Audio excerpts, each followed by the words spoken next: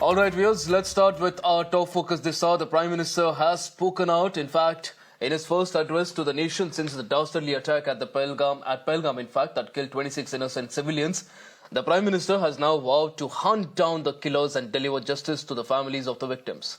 Appealing to the country to remain united during this time of crisis, the Prime Minister, in his Mann Ki Baat, claimed that every single Indian's blood is boiling and each one of them is feeling the pain of those who lost their own in the terror attack. Listen it. जब मैं आपसे मन की बात कर रहा हूं तो मन में गहरी पीड़ा है। 22 अप्रैल को पहलगाम में हुई आतंकी वारदात ने देश के हर नागरिक को दुख पहुंचाया है। पीड़ित परिवारों के प्रति हर भारतीय के मन में गहरी संवेदना है। भले वो किसी भी राज्य का हो, वो कोई भी भाषा बोलता हो, लेकिन वो उन लोगों के दर्द को महसूस कर रहा है जिन्होंने इस हमले में अपने परिजनों को खोया है।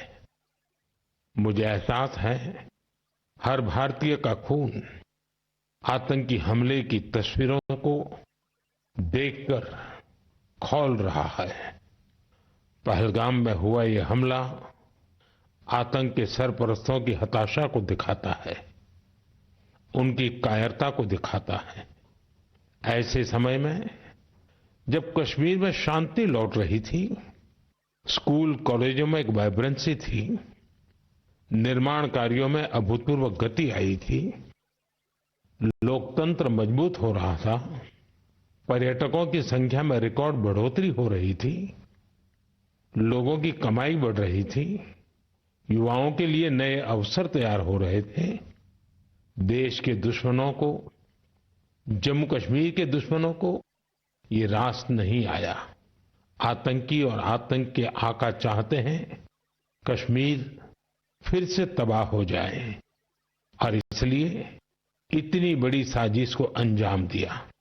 आतंकवाद के खिलाफ इस युद्ध में देश की एकता, 140 करोड़ भारतीयों की एकजुटता हमारी सबसे बड़ी ताकत है। यही एकता आतंकवाद के खिलाफ हमारी निर्णायक लड़ाई का आधार है।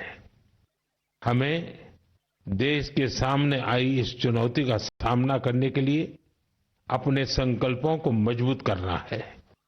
हमें एक राष्ट्र के रूप में दृढ़ इच्छा शक्ति का प्रदर्शन करना है।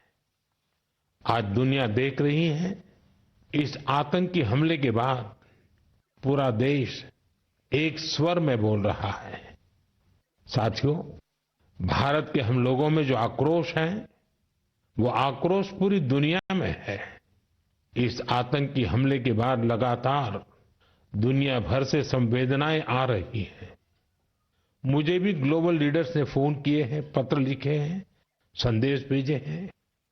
इस जघन्य तरीके से किए गए आतंकी हमले की सबने कठोर निंदा की है। उन्होंने मृतकों के परिवारजनों के प्रति संवेदनाएं प्रकट की है।